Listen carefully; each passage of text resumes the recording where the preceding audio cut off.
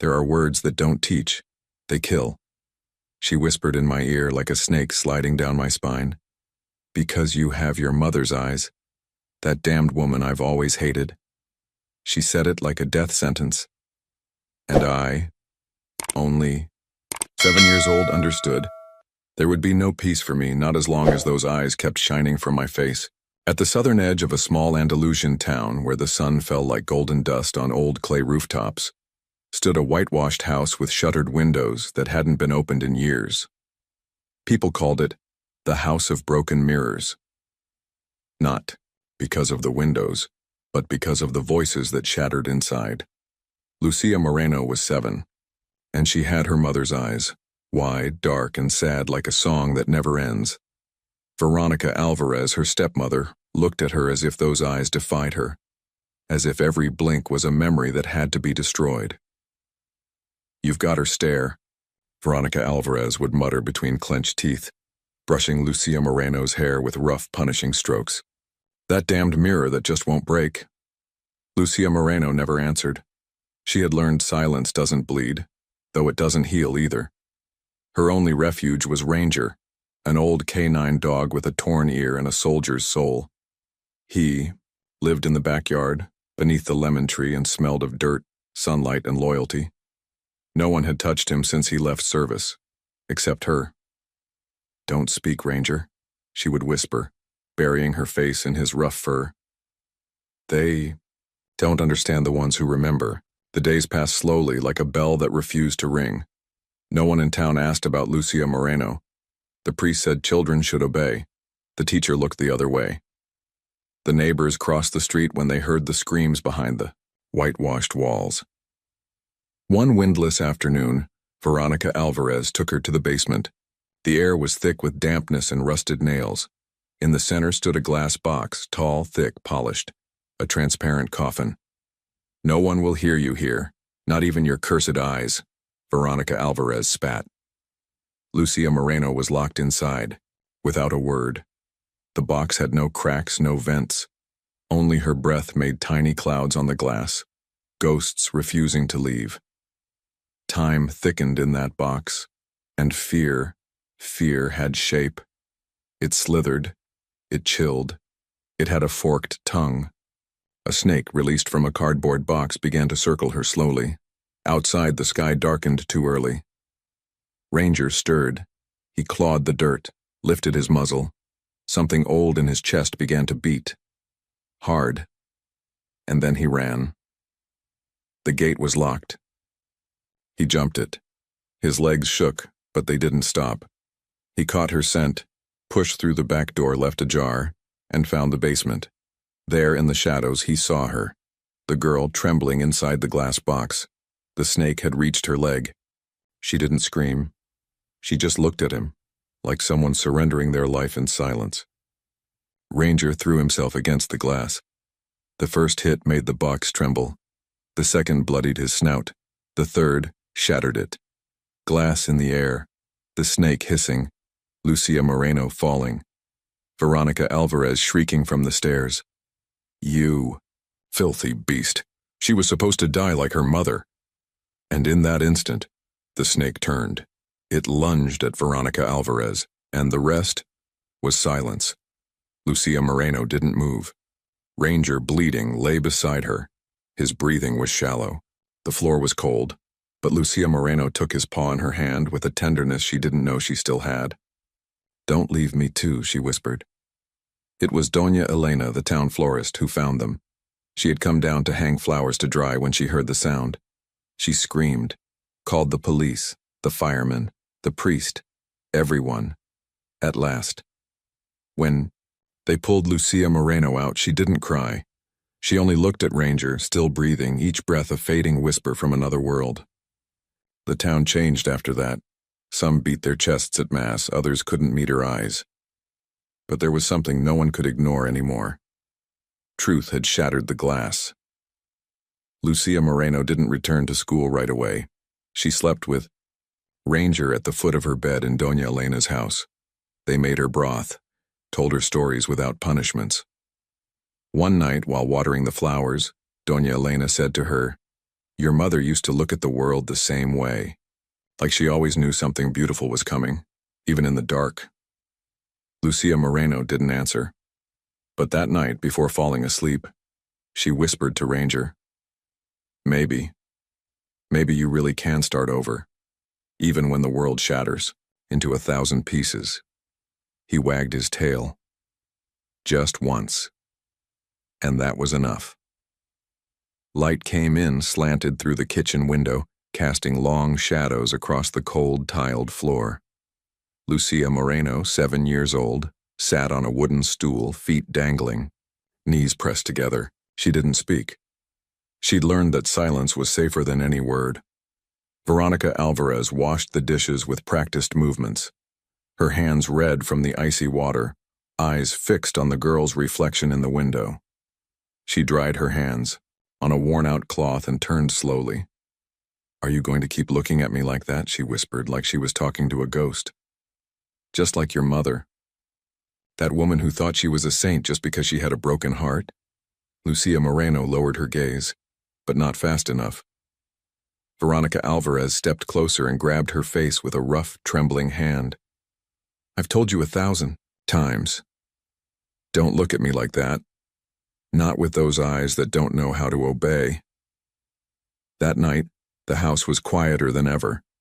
The church bells rang in the distance, marking 9 o'clock.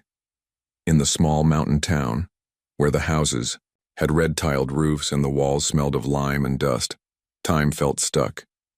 But something invisible had started to move. Something was beginning to break. From the attic, Veronica Alvarez dragged out an object covered in a dark tarp. Ranger, the old dog sleeping by the back door, perked his ears at the sound of footsteps and let out a low growl. "Shh," Veronica Alvarez said as she passed him. "Not your business, you stupid beast." It was a box, a perfect rectangle made of thick glass, with a sliding lid and tiny holes for air. A contraption that once belonged to her father, who had collected exotic reptiles before dying from his own venom. Veronica Alvarez had kept it for years, as if she always knew she'd need it one day. Not for snakes. For something worse. Lucia Moreno didn't cry when they put her inside. The basement was damp, its walls breathing old stories. The box sat in the center, like an altar of punishment. Veronica Alvarez told her to get in. The girl, dressed in a white nightgown, took one step. Then another. She climbed in without a word, as if she'd been there before in dreams, as if she'd always known it was coming. Veronica Alvarez slammed the lid shut. "You know what I hated most about your mother?" she said, her voice calm. "The way she looked at me like I was less. Like I didn't even deserve her pity. You got that from her. That cursed silent superiority." Lucia Moreno sat cross-legged, staring at her hands. They were stained with garden soil, still smelled of marigolds.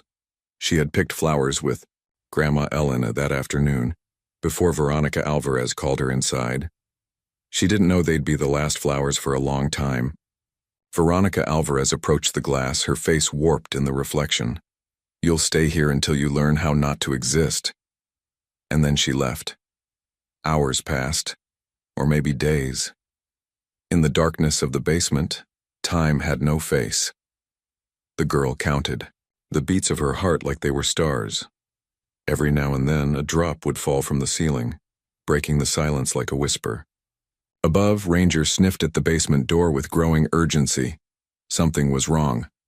That smell, fear, captivity, injustice, made him restless, made him strike the door with his snout. He barked once, then again, but no one answered.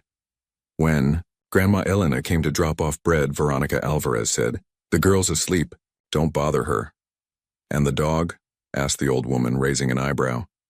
"He's old. Sees things that aren't there." One afternoon, Veronica Alvarez came down carrying a small wooden box. Inside, something moved slowly. Lucia Moreno, trapped in her glass prison, felt the air shift. Veronica Alvarez was smiling. "Today we clean house," she said. "Filthy things must disappear." She opened the box. The snake was thin, dark, its body shining like oil. It slithered with the grace of a secret. Lucia Moreno recoiled, the cold glass pressed against her back. "Don't scream. No one's going to hear you." Veronica Alvarez's voice was almost tender. "It's better this way. The world isn't made for girls like you." She dropped the snake into the box, closed the lid, climbed the stairs, shut the door. Ranger howled. Not a bark. Not a growl. A howl like the ones he used to make in the mountains when he was still rescuing bodies buried in the snow. It was a sound dragged from the oldest corner of the soul. He threw himself against the basement door, scratched at the wood. Once, twice, 10 times, until the lock gave way with a long creak. Darkness swallowed him, but he knew it well. He crept down the stairs, body taut. The snake's scent was clear, but there was something else too. Raw fear, shaped like a girl.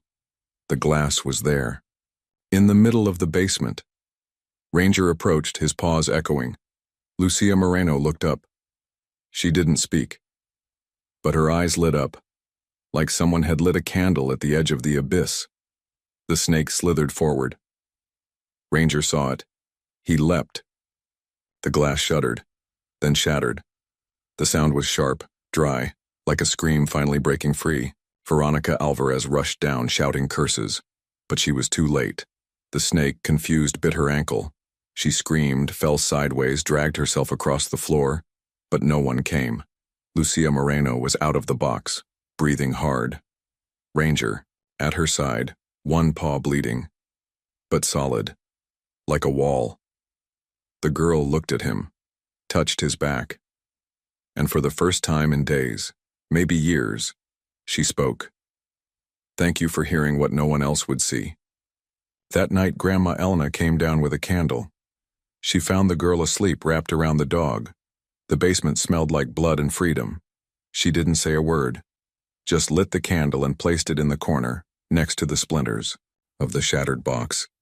"Truth takes time, but it always comes," she whispered.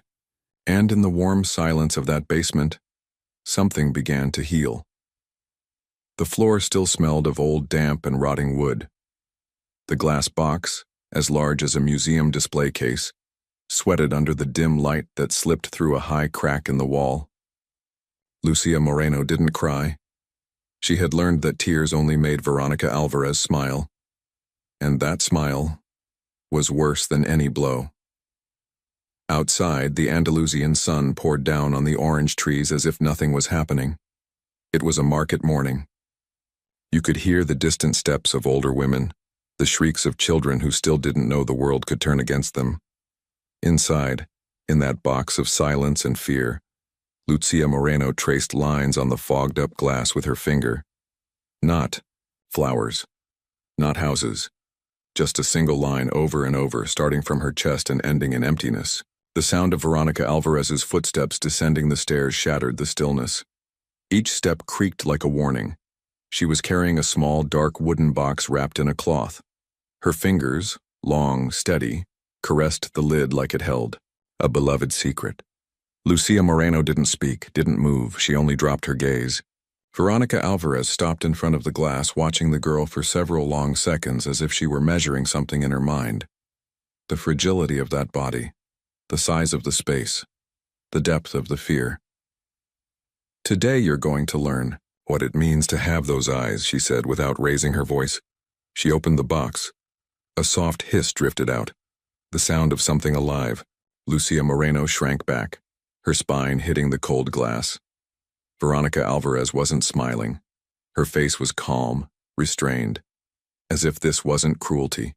It was a lesson that had to be taught. "Your mother stole everything from me.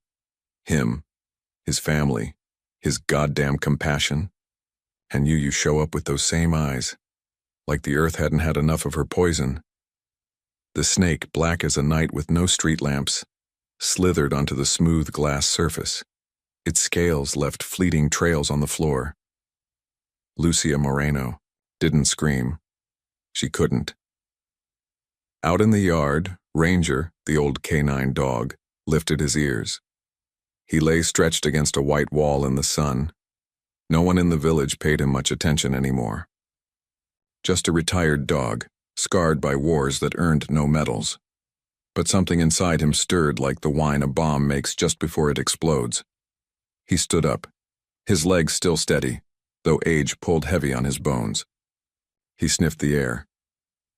Something was wrong. Inside, the snake began to coil around Lucia Moreno's feet.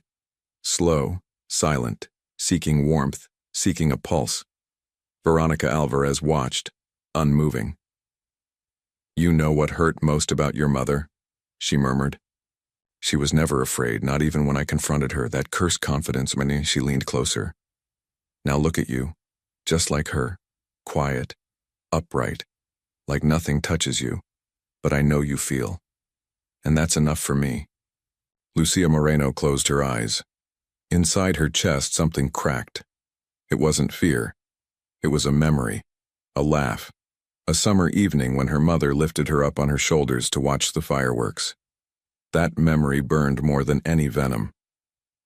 "Ranger," barked, not the distracted kind of bark. It was a call, a growl of warning. Veronica Alvarez turned, irritated. "What are you doing here, you crazy old mutt?" The dog charged the basement door, once, then again, until the latch gave way with a groan of surrendered iron. Light from the yard spilled into the gloom. Lucia Moreno and Ranger locked eyes. Just for a moment. But it was enough. The dog leapt. He landed between the snake and the girl, baring his teeth, growling from deep in his chest. Veronica Alvarez screamed, not in fear, but in fury. "Stay out of this. This doesn't concern you." The snake, rattled by the noise, whipped into motion. Her body zigzagged between Veronica Alvarez's feet. Veronica Alvarez staggered back, slipped, and fell. The thud of her skull hitting the floor was dull and final. The snake, startled, did what nature demands. It struck, twice, straight into her wrist. Veronica Alvarez gasped. Her body jolted in short, violent spasms. Ranger stood firm, between Lucia Moreno and the chaos. No words, no cries, only the sound of a little girl's breathing, slowly finding its way back to a human rhythm. The snake slithered off. It had no enemy now, no purpose. Lucia Moreno dropped to her knees and wrapped her arms around the dog. Not tightly, not with panic, as if he were the last source of warmth in a world made of shadows. "It was you. It was always you," she whispered, the only one who listened. Ranger didn't bark. He simply rested his snout on the girl's shoulder and closed his eyes. The light from the patio still poured in, golden, warm. Somewhere in the village the bells rang. It was noon, but in that basement, time stopped. And for the first time in a very long time, no one was afraid. The rain fell with the patience of years. It wasn't a storm. It wasn't grief. Just that soft, steady drizzle that wets everything without a sound, like the memory of something you didn't know how to keep. Ranger walked, slowly, paws pressing into the slick stones of the old path, the scar of war still fresh on his back leg. No one in the village knew where he came from. Only that one January morning he appeared. Chest lifted, eyes more human than most. The neighbors whispered he was an army dog, a K9 trained to sniff out bombs to rescue soldiers. But there was something else in him, something broken, something that understood silence. That day, he stopped in front of the house with the green bars, the house with shuttered mirrors. That's where the girl lived, Lucia Moreno, the girl who didn't play anymore, who walked like she was apologizing for being alive. Every time Ranger passed by, she watched him through the window like she saw something the rest of the world couldn't. "He doesn't bark, doesn't beg, he just is," said Senora Clara once, watching him sit outside the gate for the third afternoon in a row.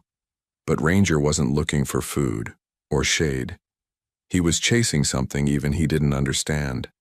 A scent, a tremor in the air, the cry of someone who couldn't cry out loud. Lucia Moreno hadn't spoken in weeks. Her voice was trapped somewhere inside that house. Her eyes, so much like her dead mother's, were a threat to the woman raising her, Veronica Alvarez. You have the eyes of that cursed woman. That's why I can't sleep in peace, she would whisper at night, her voice as cold as a knife slipped between ribs. Lucia Moreno never answered. She just pressed her lips together until it hurt. She had learned that staying still hurt less than screaming. But that afternoon, Ranger didn't sit. He scratched the door, once, twice, 10 times. Something inside was breaking. A sharp crash, glass. And the air changed. Senora Clara crossed the street, her apron still dusted with flour. "What is it, boy? What do you feel?" she asked, laying a hand on his head. Ranger didn't look at her. He threw himself at the gate, growling, howling, as if he could tear the world apart with his chest. Clara ran to get help, but in that town, help always came late. Sometimes it never came at all. Meanwhile, Lucia Moreno trembled inside the glass box, a snake coiled at her feet. The venom hadn't touched her yet, but the fear was already killing her from the inside. "If you're not going to scream, then at least shake," said Veronica Alvarez, flat and cold, like someone tossing garbage without a second thought. Lucia Moreno shut her eyes. And then, she heard the sound. First a thud, then another, then the shattering. The glass exploded into 1,000 pieces. Ranger came, in like thunder. No hesitation, no doubt. He hurled himself at the snake like his life depended on it. Maybe it did. Maybe it wasn't his life that mattered anymore, but hers. Those eyes, that look. Veronica Alvarez screamed, not in fear, but in rage. "You filthy mutt! I'm going to turn you into mince!" she shouted, raising a broom. But in her fury, she didn't see the wounded snake change direction. It was fast, silent, deadly. A single bite. Veronica Alvarez dropped to her knees, mouth wide open, eyes rolled back. She died without asking for forgiveness, without looking back. Lucia Moreno, still shaking, crawled toward Ranger. The dog was bleeding from the neck, but his eyes didn't shake. "Why you?" she whispered. Her first words in what felt like forever. Ranger licked her. Just once, then he closed his eyes and lay down beside her. He didn't die that day. But something inside him changed, like he had given away the last bit of strength he had left, just to save her. Days later, the town fell quieter than usual. Veronica Alvarez was buried without a mass, no flowers, no tears.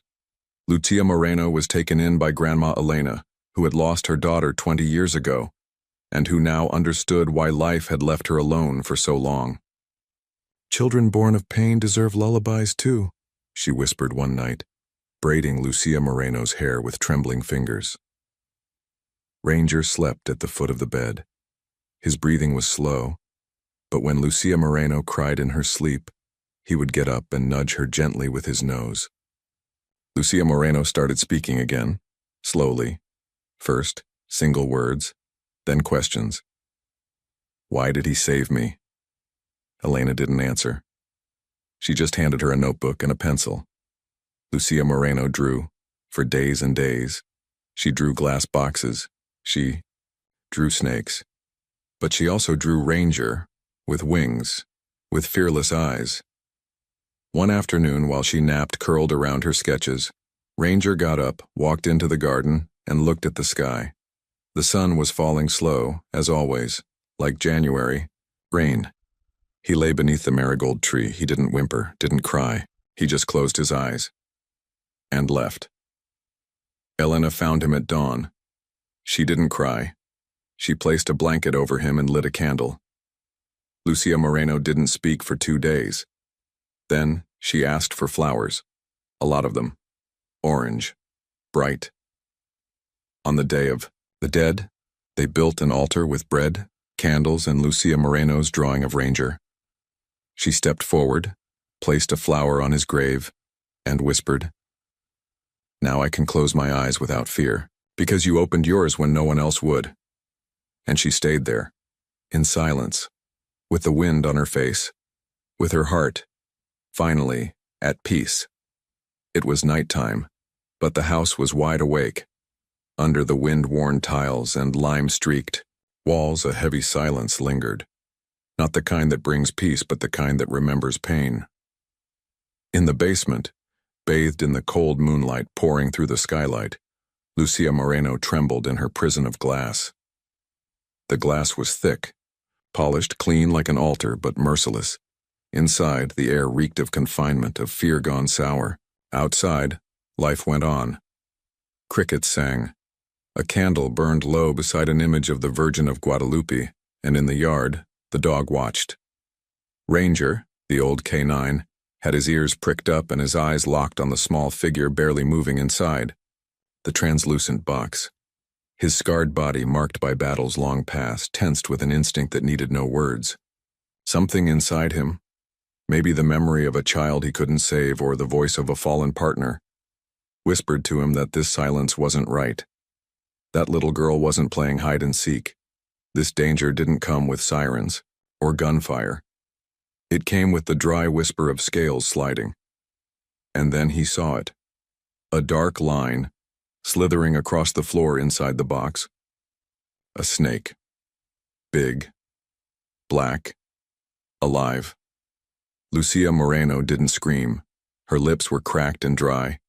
But her eyes, those same eyes her stepmother hated so much, were pleading for help. Not to the world outside, the world that never listened. To the dog.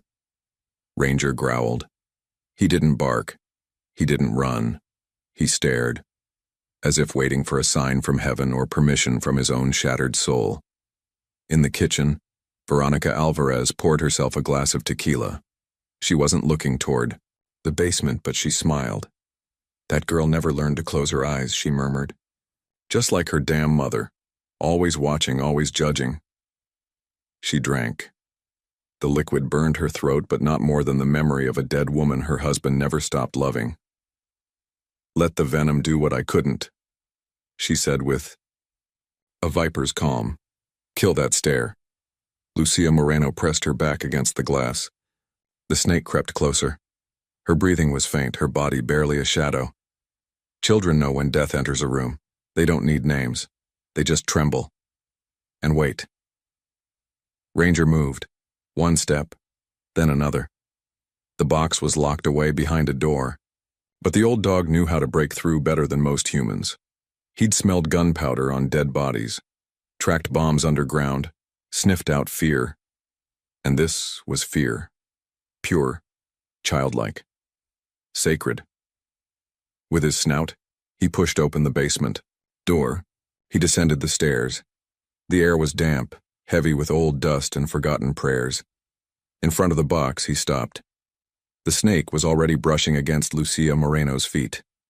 She didn't scream. She just looked at him. With those eyes. And Ranger understood. He stepped back. Once. Twice. Then he charged. The crash of his body against the glass rang out like a silent thunderclap. A crack. Then another. The glass, which had held so many silences, couldn't withstand the weight of brutal love. Lucia Moreno closed her eyes. The glass exploded. 1,000 shards flew like fallen stars. The snake hissed. Ranger didn't think. He leapt. Bit. The venom surged in, but it didn't matter. He sank his teeth deep. The beast writhed, bit back. The dog didn't let go. Upstairs, Veronica Alvarez heard the noise. She rushed down, fury in her steps, and saw the broken box, the dog on top of the snake, Lucia Moreno on the ground, covered in dust and tears, the floor smeared with blood. "What have you done, you damn animal?" she screamed. Ranger turned his head, looked at her. Veronica Alvarez stumbled forward. She stepped on one of the shards, slipped, fell, and there on the ground the snake, dying but not yet dead, bit her. A scream ripped through the basement. Lucia Moreno didn't move. Wounded, Ranger limped toward her. He lay down beside her, panting. His eyes, growing dim, looked at her as if to say, "You did it. You're not alone." The little girl lifted a hand, touched her ear.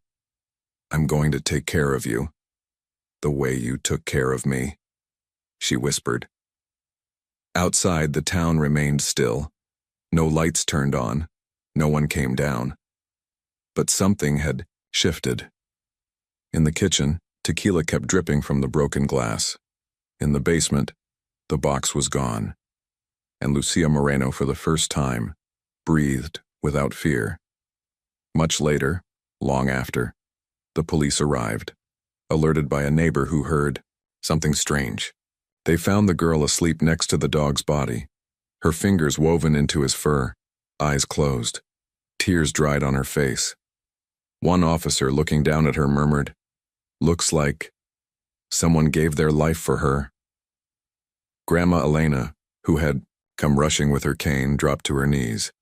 She touched the animal's head. "He wasn't just a dog," she said, her voice cracking. "Angel with scars." Lucia Moreno opened her eyes, looked at the old woman. She didn't speak. But the fear in her pupils was gone. Something new had taken root. Something neither venom nor silence could kill. Hope.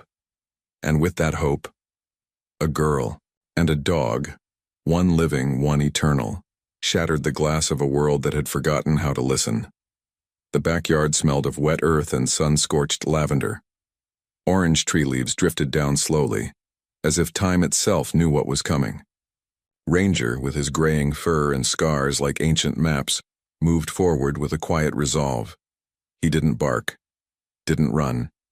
He simply walked, as if every step was part of something bigger than himself. Lucia Moreno was inside the box. From the outside, the crystal made her look like a ghost of herself. Sitting, knees to her chest, barely breathing. She wasn't crying. Her gaze was fixed in a corner, where the snake, black, slick, and pulsing, had begun to stir. The sunlight danced across its scales like living blades. Veronica Alvarez watched from the second-floor window, smoking, her lips painted blood red, her face blank, as if she wasn't really there. As if there was nothing human left inside her. "Death doesn't hurt, girl," she murmured. "What hurts is waiting for it." She took another drag. Ranger stopped in front of the glass. His ears twitched. A low growl rumbled from his chest, deep like thunder holding its breath. Lucia Moreno saw him, and for the first time in weeks, her eyes filled not with hope, but with life. "Is it really you? Or just a dream?" she whispered, so softly the wind almost carried it away. The snake rose, tasting the air. It had already sensed the intruder. Its tongue quivered with lethal precision. Ranger didn't wait. He stepped back twice, then lunged. The sound of the glass shattering was like a gunshot in a graveyard. Lucia Moreno screamed. The world shattered into gleaming fragments like broken stars. Ranger fell into the box, landed badly, one of his back legs twisted with a sharp, dry crack. But it didn't matter. The snake struck, and he, without hesitation, caught it in his jaws. It was a silent, desperate struggle. The animal and the monster, the old soul and the living venom. They twisted together in an ancient dance that reeked of blood, of fear, of earth. Lucia Moreno crawled into a corner. Her hands were trembling. Her pupils shook like a heart gone wild. Veronica Alvarez came rushing down the stairs, not for Lucia Moreno, not for the dog, but for control, for the spectacle that was falling apart. "You damn animal! You don't have the right! You don't have the right!" she screamed, like a wounded beast. Ranger and the snake rolled across the floor. In a blind movement, the dog momentarily let go of his enemy. Veronica Alvarez, blinded by rage, lunged with an iron rod. She wanted to hit the dog. She wanted to crush his skull. She wanted control back. But the snake, running on instinct, defended itself. It struck like lightning, fast, precise, and it bit her, right on the neck. Veronica Alvarez's scream was short, a broken howl, half shock, half fury. She staggered back, dropped the rod, clawed at her neck like she could dig out the poison, but it was too late. Death climbed up her throat like black smoke. Her eyes clouded over, her lips twisted. She dropped to her knees. This isn't fair, she murmured. And finally, she fell. Ranger lay still, breathing hard. His snout was bleeding. The snake lay dead. In silence, Lucia Moreno approached him. She rested her trembling hand on his back. "Thank you," she whispered. "I don't know what you did to deserve so much pain, but today you turned it into love." Ranger turned his head. His eyes, tired but still shining, found hers. And for the first time, Lucia Moreno felt warmth, not in her body, in her soul. Outside, the sky had started turning red. It wasn't sunset. It was a sign. Grandma Elena, who sold flowers on the corner, was the first to run toward the house. She had heard the glass shatter. She had felt the silence change. When she arrived, she saw the girl wrapped around a broken dog, surrounded by glass and venom, and she knew it was time to break her own silence. "They tried to hide you from the light, my child, but the light found you anyway," she said, eyes full of tears. "Let's heal you now." Lucia Moreno didn't answer, but she didn't take her hand off Ranger's back either. Hours later, while Veronica Alvarez's body was quietly removed without ceremony, Ranger lay on a blanket, receiving first aid from Santiago, the town's vet. Every movement was a silent prayer. No one spoke aloud. There was something sacred in that room. Something that couldn't be broken. Lucia Moreno sat beside him.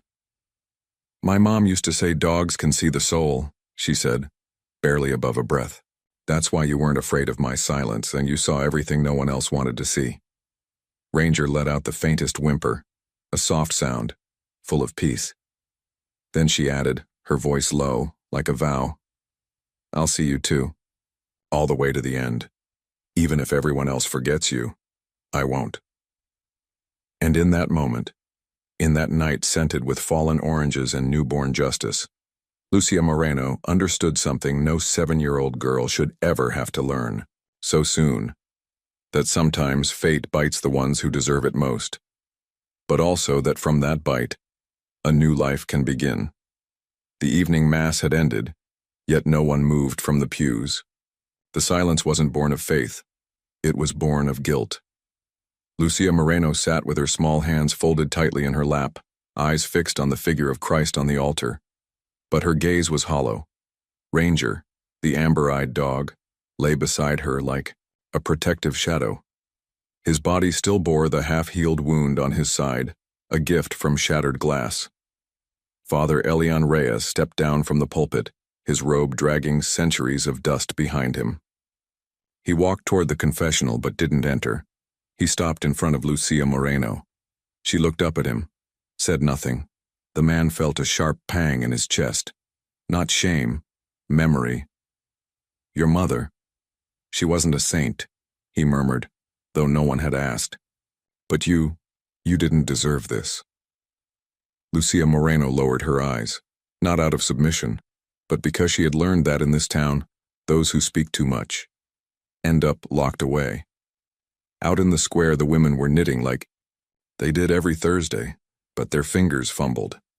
Jacinta Vega, the oldest of them, the one who'd once said, "That girl's got the same crooked stare as her mother," let the yarn fall to the ground. She walked over to Grandma Elena, who was selling marigolds under the same old tarp. "Did you know, Elena?" she asked, her voice thin as thread. The old woman didn't answer. She stroked the petals the way one might stroke a grave.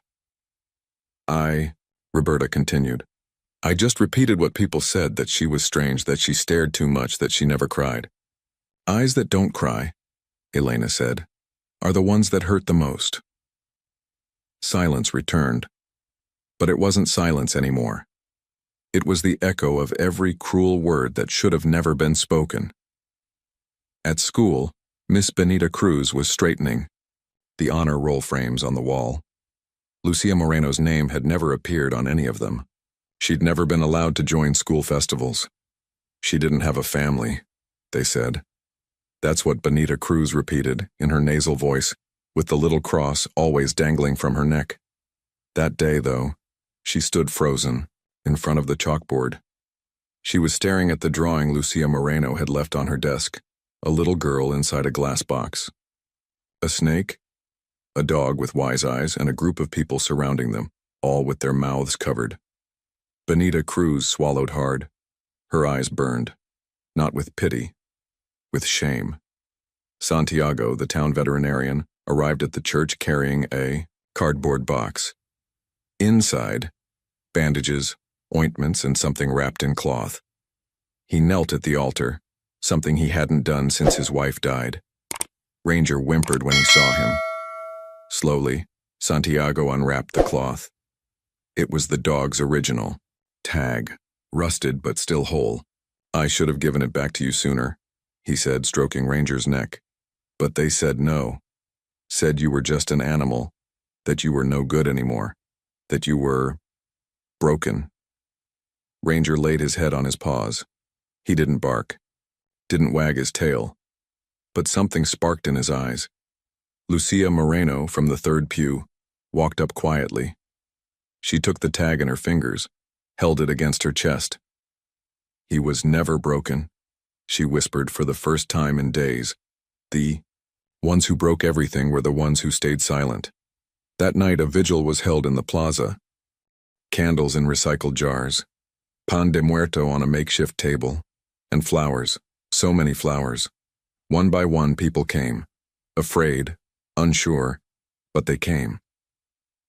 Tomasa Delgado, the seamstress who had sewn Veronica Alvarez's daughter's communion dress, approached Lucia Moreno. Her voice was weak, like it might shatter at any moment. "Your mother, she wasn't all bad, just misunderstood." Lucia Moreno stared at her without blinking. Ranger let out a low growl. The woman dropped her gaze and stepped back. "Poison can't be justified," said Sewell, the new teacher. "Not by pain, not by loneliness." No one answered, but many were thinking it. In a quiet corner of the plaza, Daniel, Veronica Alvarez's son, watched everything unfold. He was 14, always the smart kid, the one who knew how to keep secrets. He slipped over to Lucia Moreno when no one was looking. Ranger stepped between them. "I just want to talk," Daniel said. Lucia Moreno didn't respond. I saw her put the snake in, but I thought it was part of a punishment. I thought you deserved it." Lucia Moreno looked at him, not with hate, not even fear, just an old sadness, like she'd lived 1,000 years already. "Sometimes, what we believe makes us accomplices," she whispered. Daniel swallowed hard and stepped back. That night he didn't sleep, and after that, he never truly slept in peace again. Father Elian Reyes gave the final blessing under a sky full of stars. "This girl," he said, not looking at anyone, "showed us something we didn't want to see." He paused, his hands trembled. Faith doesn't live in words. It lives in what we stand for when no one's watching. Lucia Moreno looked at him, not with bitterness, but the way you'd look at an old man finally remembering a promise he made long ago. The next morning at school, Benita Cruz pinned a new poster beside the honor roll. It was a drawing of Lucia Moreno, smiling, Ranger beside her, and in big letters it read, "Courage doesn't always shout. Sometimes it just breathes." Lucia Moreno walked to the cemetery altar. She placed a marigold on a nameless grave. "For those who stayed silent," she said, "and for those who, at last, spoke up." Ranger sat beside her.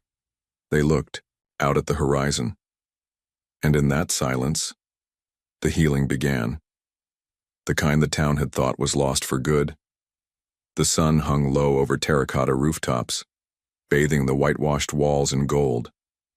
In the plaza, the street lamps had yet to flicker on, but the day was already saying goodbye in hushes. Sol, the new teacher, walked with a quiet strength, as if each worn stone beneath her feet whispered a secret. In her arms, a hand-woven blanket and a leather-bound notebook. At her side, Ranger, the tired-eyed K9 with an untouchable soul, moved, like someone who'd crossed too many invisible borders. Lucia Moreno, wrapped in the blanket, said nothing. Her feet barely touched the ground. The days since her confinement had moved slowly, as if the world had forgotten how to breathe. Sometimes she cried without sound, as if even the air didn't deserve to be disturbed. But whenever Ranger came near and laid his head in her lap, something inside her seemed to soften.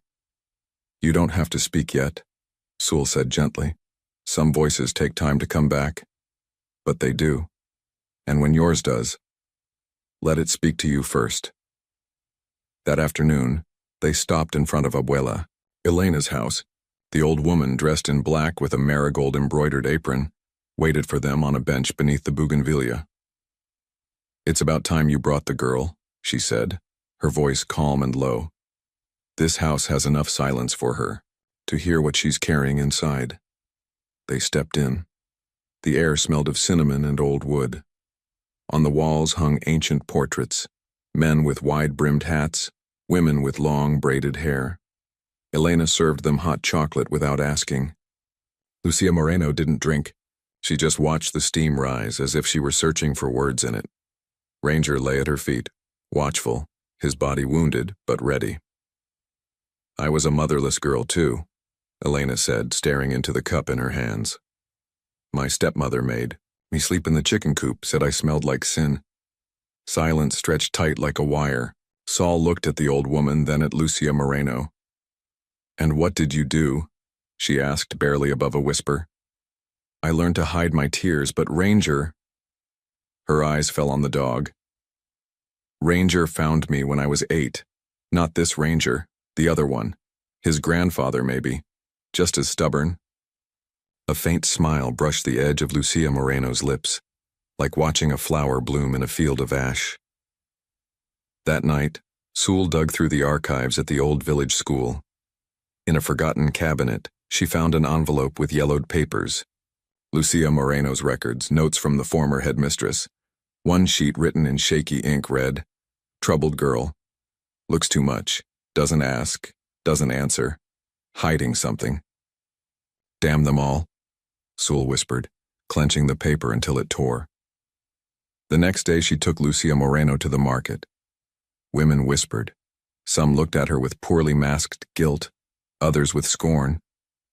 Jacinta Vega, the butcher, said loudly, "Quiet kids are always hiding something." Sewell stayed silent. But Lucia Moreno didn't. She turned, met the woman's gaze, and said for the first time, her voice low but steady, "What I was hiding was fear." The street went quiet, like someone had dropped a blade. Roberta turned away, pretending to cut meat. That afternoon, a boy walked up to the closed school gate. Emilio, from the orphanage. He had a folded paper in his pocket. He pulled it out and handed it to Lucia Moreno. It was a drawing, her inside the glass box, Ranger breaking it open with his head. "I saw you, but I didn't know what to do. I'm sorry." Lucia Moreno touched his shoulder and smiled at him, for the first time. In the days that followed, more voices rose. Dolores, the tattoo artist, left an envelope with a note. "Veronica Alvarez hit me too, back when I was her apprentice. No one believed me, but I believe you." Father Elian Reyes said nothing. When Sol confronted him in the church, he only said, "I didn't want to disturb the peace." "That wasn't peace, Father," she replied. "That was complicity dressed as mass."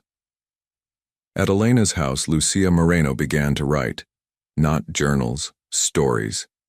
In one, a girl walked through a field of shadows and flowers, followed by a dog, made of light. In another, a glass box filled with butterflies until it burst. One evening, watching Ranger sleep beside her, she whispered, "You never spoke, but you heard me more than anyone else." He didn't answer, just wagged his tail. At dusk, as the lanterns lit and the air smelled of sweet bread and wet earth, Elena sat in her rocking chair stitching embroidery. This town kept quiet out of fear, but fear changes shape. Today it's no longer a snake. Today it's a shadow that retreats. Sewell smiled. watching Lucia Moreno play with Emilio under the arch of Bougainvillea. And you, Nina, what will you do with your voice now that it's yours again? Elena asked. Lucia Moreno paused for a moment. Then she said, I'm going to keep it safe, for when I see another girl who can't speak, I'll lend it to her. The wind carried those words through the streets like an ancient prayer. And that night, in a quiet corner of the square, someone left a bouquet of orange flowers at the foot of a nameless statue. And next to them, a note written in a child's handwriting. Thank you for breaking the glass. Thank you for staying when everyone else looked away. The church bells rang 3 times, slow, damp, as if someone had touched them with fingers dusted in ash. Lucia Moreno sat on the doorstep of the old, shuttered veterinary clinic. A borrowed blanket covered her legs, and her hands were buried deep in Ranger's fur. The dog didn't move. He just breathed, slow, steady, as if he knew that in that moment, his breathing was the only thing keeping her tied to this world. Behind her, the whitewashed walls of the village held secrets that smelled of mildew. And that day, one of those secrets decided to speak. I saw her bleeding too. The voice came from a corner. But no one believed me, just like no one believes you. Lucia Moreno lifted her head. A woman stood in the alley's shadows. Her hair was charcoal black, her arms covered in tattoos that looked like maps of old wounds. Who are you? Lucia Moreno whispered. Dolores, she answered, her voice rough. When I was your age, I lived in that house, the one with blankets over the windows. Lucia Moreno stared at her without blinking. Ranger perked up one ear. She locked me in too, Dolores said. Not in a box, but in a silence that hurt more than any bruise. She used to say, you're too ugly for anyone to love you. Be grateful I don't throw you down the well. The wind blew from the north carrying dried leaves and old memories. One time I tried to tell the priest, you know what he said? Dolores gave a bitter smile. A good girl doesn't speak ill of her family. Lucia Moreno looked down. She remembered that exact phrase. Different lips, same poison. I drew you, the girl said suddenly. You and the others, in the box. All of you together. Dolores stepped closer. She knelt in front of Lucia Moreno and looked at the drawing. A page filled with faces, eyes full of tears. And in the center, a dog with wings. You're not alone, Dolores said. You never were. That night, under the flickering lights of the town square, Abuela Elena called a small gathering. It wasn't official. It wasn't public. Only women, only candles, only voices that had once been silenced. There are wounds time doesn't heal unless they're named, Elena said, pouring warm atole. The first to speak was Candelaria, the former nanny. She had fled the village years ago, came back for Lucia Moreno. Once I heard her yelling at her mother on the phone, Candelaria said. She said, if I wasn't happy, no one else deserves to be. That woman, she was born with hate in her bones. Next came Catalina, now a baker, once a student at the convent school. Veronica Alvarez locked me in the storage room for taking Lucia Moreno out of class without permission. Just because I saw her crying. She told me, don't meddle in what you don't understand. That girl's a thorn I need to pull out. Lucia Moreno listened in silence. Ranger rested his head on her lap. The firelight danced across weathered faces, every wrinkle a witness. I lost my son for speaking out, said Roberta the florist. They expelled him from school for defending her. Told me, your son has rebellious tendencies. One by one, the voices rose. Testimonies of women, some gray-haired, others with trembling hands, but all carrying truths buried deep in their chests. Then Lucia Moreno stood up. She walked to the center of the circle, holding the drawing in her hands. I don't want revenge, she said, her voice small but steady. I want the truth to be known, so it never happens again. A heavy silence settled over them, And then, as if in answer, a tear rolled down Dolores's cheek. The next morning, the side wall of the church woke up covered in a mural.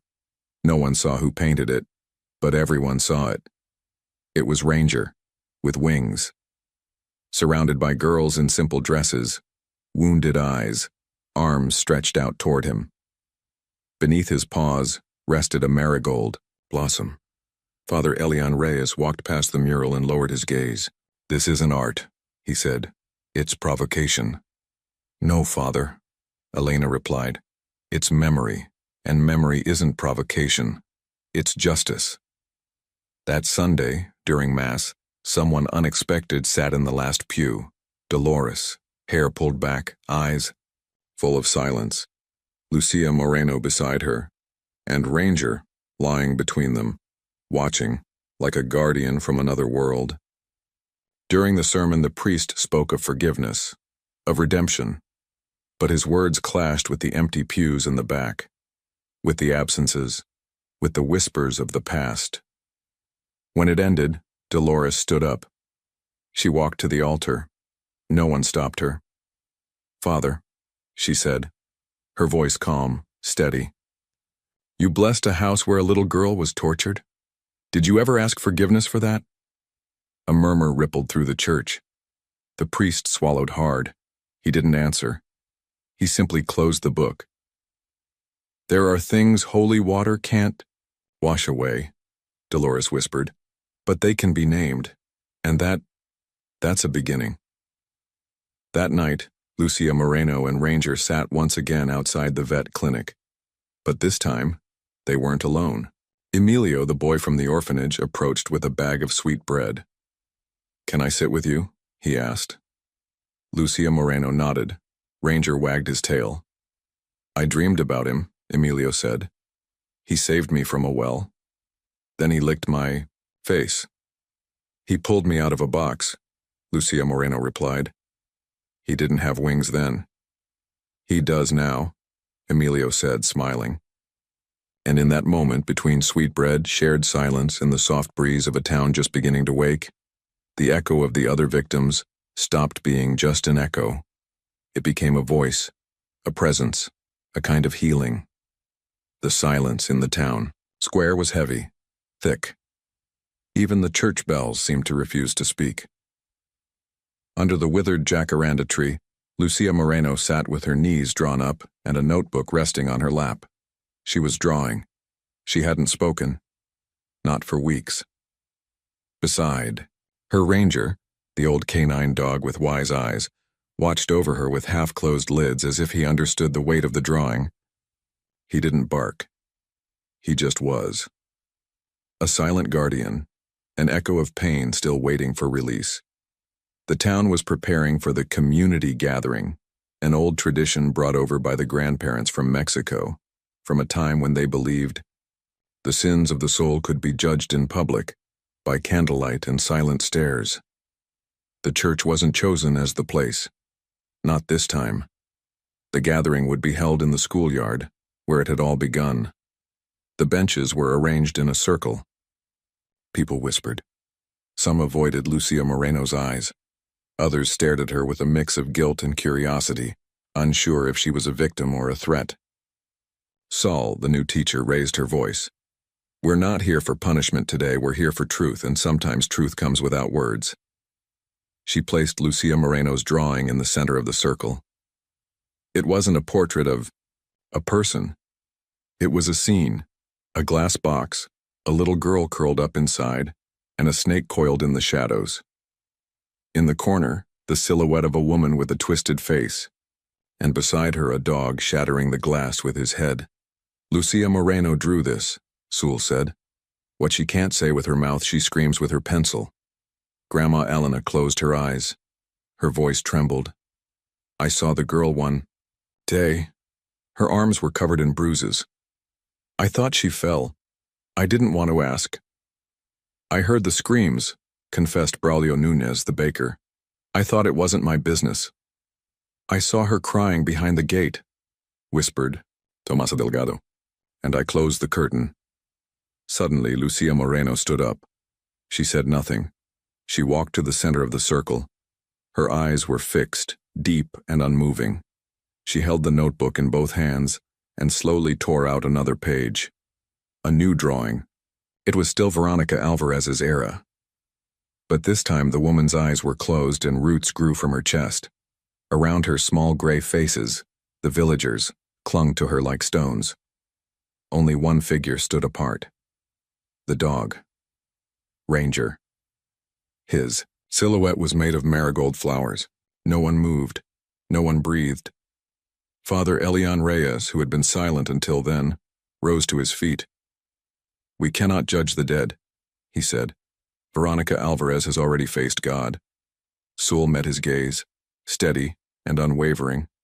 "But the living," she replied, "still haven't faced her silence."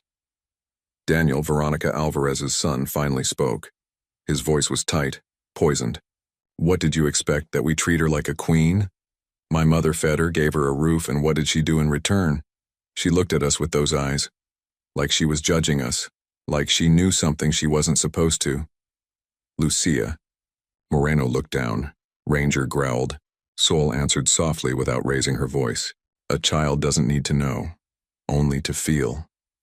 And what she felt was fear, loneliness, abandonment.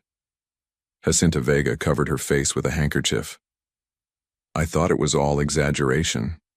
I thought Lucia Moreno was just strange. I never imagined—" "And now you do," said Dolores, the tattoo artist, her eyes gleaming. "I was a little girl once too, with eyes people didn't like. And I learned something. What bothers people most about a child is her innocence." Lucia Moreno walked slowly toward Ranger. She knelt beside him and rested her forehead against his. The dog closed his eyes. It was like a silent prayer, a way to say thank you without needing words. And then she spoke. For the first time in weeks. "He never asked me to talk. He just stayed. He looked at me, and he wasn't afraid." Silence fell again. But it was a different kind of silence, not the silence of cowards, the silence of those who finally were listening. Father Elian Reyes broke his rosary. Let it fall to the floor. "Maybe God doesn't punish with fire," he said. "Maybe he punishes by letting us see." Sewell approached Lucia Moreno and held out her hand. "Do you want to come back to class tomorrow?" Lucia Moreno hesitated, then nodded. Not with her head, with her eyes. As the sun dipped behind the rooftops, a flock of birds crossed the sky like a forgotten blessing. Ranger stood up, stretching his legs slowly. A marigold flower was tied to his collar. No one knew who had placed it there. But everyone understood what it meant. In that small town where everyone knew everyone and no one truly knew anyone, something real was seen that day. And though no one called it a trial, everyone knew they'd been judged. By a girl, by a dog, and by a pair of eyes that no longer needed to cry. That night, the silence of dawn held a different weight. It wasn't the peace of sleeping birds nor the soft murmur of cobblestone streets in the old Andalusian quarter. It was the silence of waiting, a silence with memory. Lucia Moreno sat in the window frame, wrapped in the blanket Abuela Elena had woven. Her eyes, those eyes, didn't blink, fixed on the darkness in the garden where Ranger, her dog, her shadow, her guardian, had vanished just minutes before. A wisp of smoke began to rise from the abandoned shed. Then came the fire. Slow, thick, like a confession burning from the inside out. Lucia Moreno ran without thinking. Elena's scream was swallowed behind her. She burst through the door like an arrow, barefoot, heart pounding in her soles. By the time she reached the shed, the air was heavy. The fire had already devoured half the roof. But through the crackling wood and flying sparks, she saw him. Ranger. His fur blackened, his back wounded. One of his front legs was trapped beneath a fallen beam. And in his mouth, pressed to his chest, was a bundle of cloth. Emilio. The mute boy from the village, the only one who never made fun of Lucia Moreno. the one who vanished 2 days ago. Ranger, no. Please, she whispered, her hands trembling as she tried to lift the beam. Ranger looked at her, and in his eyes was a whole story. The nights he kept watch while she slept, the times he stepped between her and fear, the days he waited outside the school just to see her come out. Let him go. Please. Come out with me.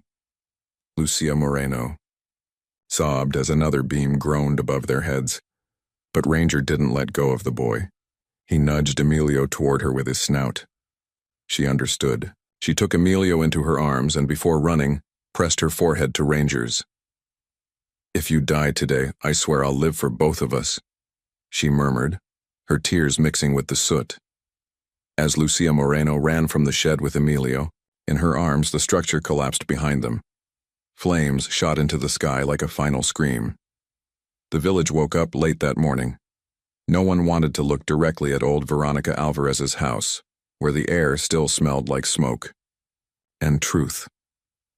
Father Elian Reyes arrived first, rosary in hand but his eyes evasive. It was an accident, he said softly.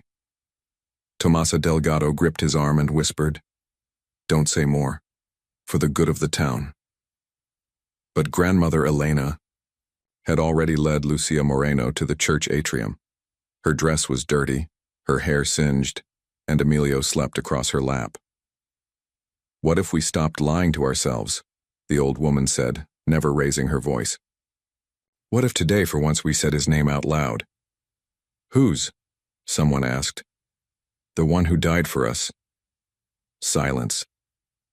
Ranger, said Lucia Moreno, her voice still cracked, but firm, like an old bell. The only one who believed me when no one else did. The only one who didn't need words to understand fear. Doña Benita Cruz, the teacher who'd denied everything, crossed her arms. He was just a dog. Let's not make a scene. Lucia Moreno looked at her, with those eyes. He wasn't just a dog. He was the only adult in this village of cowards. The words fell like thunder. No one answered. Only the bells rang, calling for the midday mass. But this time no one went inside. That night, beneath the bougainvillea in the yard, Lucia Moreno placed a small wooden cross, carved by her own hands. Next to it, she laid a bouquet of marigolds, stolen from the main altar. Emilio watched her in silence, then picked up a small stone and placed it beside the cross. Do you think dogs have souls too? Lucia Moreno asked. Emilio didn't say a word. Solo nodded, and in that moment, she believed it too. 3 days passed before anyone dared approach Ranger's grave. It was a child, Tomas, Jacinta Vega's son. He left a drawing, a son, a girl, and a dog with wings. Then came more, a flower, a letter, a necklace, a tear. And one night, Lucia Moreno heard something from the window. It wasn't barking. It was older than that. Deeper. The sound of a soul saying goodbye without anger. The wind carried the scent of marigolds to her pillow. She smiled for the first time in years. Thank you, Ranger. Her lips didn't move. Only her heart said it. And the sky heard. The girl walked barefoot along the damp earth path, her white dress stained with mud, a marigold trembling in her hand. The cemetery was still, save for the whisper of wind through the cypress trees. It was the first Dia de los Muertos without fear. The first since Ranger died. Lucia Moreno was no longer the girl who trembled at footsteps behind a door. She had grown. Not much in body, but in soul, immeasurably. The scar on her wrist, hidden beneath a woven bracelet, no longer stung like it once did. It only pulsed on days like this, when the air tasted like memory. I didn't come to cry for you today, Ranger, she whispered, kneeling before the small grave marked by a rusted plaque that simply read, K9 237, Ranger. There was no reply, of course, but the silence heard her. Behind her, the town celebrated, candles, flickering, paper banners dancing on balconies, pan de muerto on every table. Lucia Moreno felt it all like a distant echo. She'd learned something. The celebration doesn't erase the pain, but it can cradle it in warmer arms. She placed the flower down gently as if he might still wake. The vibrant orange seemed to pulse beneath the gray morning light. Soft footsteps broke the quiet. Abuela Elena, wrapped in her wool shawl, approached, with a small wooden box in her hands. "He left it for you," she said, sitting beside her. "For this day, before he left. He knew you'd come." Lucia Moreno opened the box carefully. Inside was a necklace with a weathered medallion and a folded piece of paper. One sentence written in a steady hand. "Wherever you are, I'll be there." The tears didn't come all at once. They fell like leaves, one by one, quietly. Abuela Elena didn't say a word. She simply took her hand. "Do you think he knew how much I loved him?" Lucia Moreno asked, her voice trembling. "He knew the moment you fell asleep wrapped around his neck, mi niña." Far off, the church bells rang. 3 times. Then silence, like the whole town was holding its breath. And then he appeared. Daniel. Lucia Moreno saw him from afar, standing beneath the arch of flowers at the cemetery gate. He held no offering, just empty hands and eyes fixed on her. Abuela Elena tensed. "You don't have to listen to him," she murmured. But Lucia Moreno nodded. She stood, like someone about to wade into the sea. Daniel walked closer, ash on, his shoes. The air around him felt colder. I'm not here to ask for forgiveness," he said, never looking at Ranger. "I just needed to know if you can live with all of this, with what happened, because of what we did." Lucia Moreno looked up. There was no anger in her eyes, but there was no forgiveness either. "I can live with what happened," she said, "because I wasn't the one who let him die. Because I fought for more than just myself." Daniel looked down. His lips were tight. His hands trembled. "Mother used to say you had eyes that made you guilty of everything. And you believed her." He didn't answer. He just walked away, slowly, like someone who doesn't know whether to come back or disappear forever. Lucia Moreno knelt again. Ranger's collar now hung around her neck. Grandmother Elena spoke softly, as if sharing a secret with the wind. "My mother used to say good souls never really leave. They stay in the things they touched with love." Lucia Moreno looked at the flower. A petal trembled, and even though she knew it was the wind, something in her chest stirred, like a warm hand had been laid over her heart. "Ranger didn't die to protect my body," she said, more to herself than to anyone else. "He died so I could have a soul again." They fell silent. A dog barked in the distance. Then the sound of a child's laughter drifted to them like a sunbeam breaking through clouds. When they stood to leave, Lucia Moreno placed another flower beside the first. This one was smaller, wilted, but it was special. It came from the garden where Ranger used to nap. She set it down gently and whispered, "I'm sorry I couldn't save you. But thank you for showing me that even when everything feels broken, something can still be saved." They walked back along the path. The earth was warm beneath their feet. Lucia Moreno didn't look back. She no longer needed to.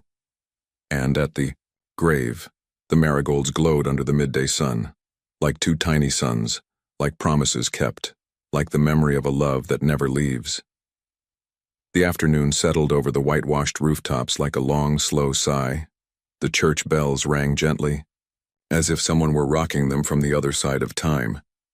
Lucia Moreno walked barefoot through the marigold field, her white linen skirt brushing the orange blossoms. In her hands, she held a small wooden cross, hand-carved, with initials etched into it. Dr. Ranger the Rescuer. She stopped before a nameless headstone. None was needed. Everyone knew who rested there. "You never barked without reason," Lucia Moreno whispered, her voice full of old tenderness and living memory. "You were the only one who heard when no one else wanted to listen." The wind stirred the flowers, not in reply, but in a caress. Behind her, Sewell watched silently. She didn't interrupt. Words weren't necessary. Some wounds can only be closed in the place where they were first opened. Lucia Moreno closed her eyes. She saw that cold basement again. The glass fogged by her breath. The serpent's shadow. The smell of fear. And then, the crash. The shattering glass. The blood. The bark. She opened her eyes. Now in her arms a puppy slept. Ranger's son, just as black, just as noble. His name was Candelaria.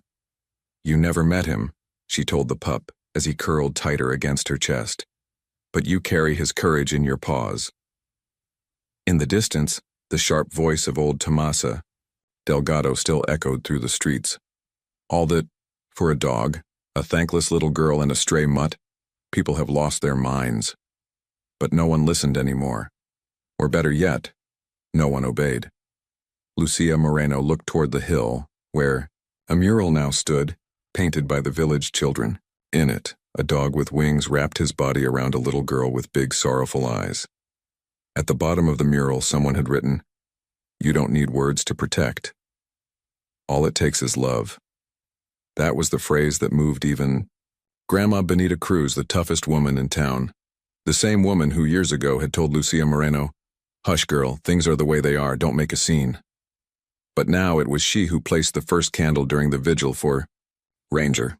She held it with trembling hands and said, "Forgive me, you, and your mother too. I was a coward." Lucia Moreno didn't answer, but when Benita Cruz walked past her, Lucia Moreno took her hand. That gesture was enough. An invisible thread was woven between generations made of regret, compassion, and silent courage. Later that night, when everyone else was asleep, Lucia Moreno walked into the empty confessional in the church. No one saw her. No one was waiting. But she needed to speak to someone who wouldn't interrupt. Veronica Alvarez used to say I was a mirror of what she hated, she whispered to the wooden bench. But you were my mirror of what I still had the chance to become.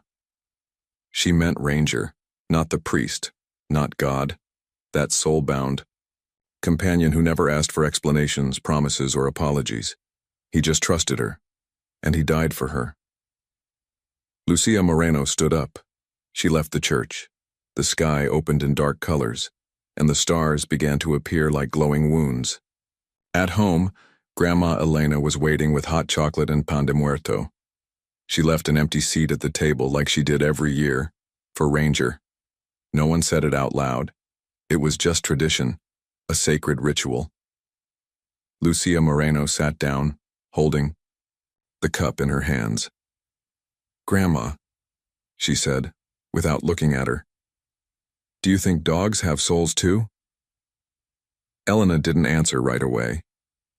She looked at the altar, full of candles and flowers. Then very slowly she said, "Some people lose theirs. Some dogs give theirs entirely." Silence. Warmth. A single tear falling without breaking. Lucia Moreno smiled, not like someone who forgets, but like someone who finally understands. And in that smile, small, cracked, honest, the whole story rested. In a sunlit corner of Granada, where geraniums spill like tears from white balconies, lives Teresa, a 72-year-old woman with hands worn by work and eyes still heavy with memory. Each afternoon she sits by the window with a cup of linden tea, watching the plaza sway with life. Children playing, dogs running free through the long shadows of the olive trees. That day, the sky was gray, not because of rain, but because of memories. "I saw him die in my arms," she said quietly to no one in particular. "My brother, he was 8 years old, and a dog, Benito. He was the only one who tried to pull him from the water." Her voice didn't shake, but something deep in her chest did. Across from her, her granddaughter Anna listened in silence. She had brought her a book, The Girl with Brown Eyes and the Dog Who Didn't Know How to Give Up. Teresa opened it slowly. She didn't read out loud. Her fingers simply traced the lines, like one might stroke old scars. In the story, a Mexican girl named Lucia Moreno is locked in a glass box by her stepmother. Inside, the world shrinks to her breath, to the marks fear leaves on her knees. And when the snake comes, she doesn't scream. She only thinks, "Mama never taught me to be afraid. She taught me to face things with dignity." But it was Ranger, the dog, who saved her, an old K9, retired, forgotten by everyone but God. He shattered the glass, he faced the snake, and he bled, so Lucia Moreno could live. Teresa closed the book. "I once knew a ranger," she said. "His name was Benito. When my father left, and my mother couldn't go on, he stayed by my door all night. He never came in, never barked, just stayed, like a vow." Anna came closer. She didn't say a word. She wiped away a tear that hadn't asked to be seen. "You know what hurts?" Teresa asked, her voice like a blade. "That no one listened to that little girl, not even the ones who knew. That's crueler than the snake." Grandma took a deep breath. Outside, a stray dog sniffed around the flower pots. Anna lowered her eyes. "And what happened to the bad ones?" "They died from their own poison," Teresa said without blinking. "But not because someone punished them.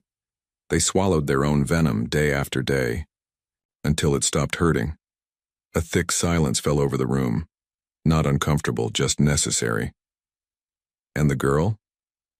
Teresa smiled. Not like someone answering a question, but like someone remembering something true. "She learned to live with fear, without letting fear live in her." That night, Anna wrote a letter she never sent. It said, "Grandma, I think dogs know things we've forgotten, like how to wait without demanding, how to care without conditions, how to die if needed without anyone ever knowing. Ranger reminded me of that. So did Benito. And you, more than anyone."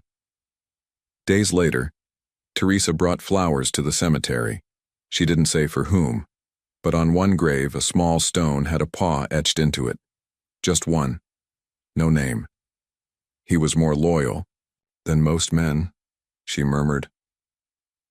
On the way home, a Mexican ballad played on the kitchen radio. A song about a boy, a window, and a dog barking at the sky.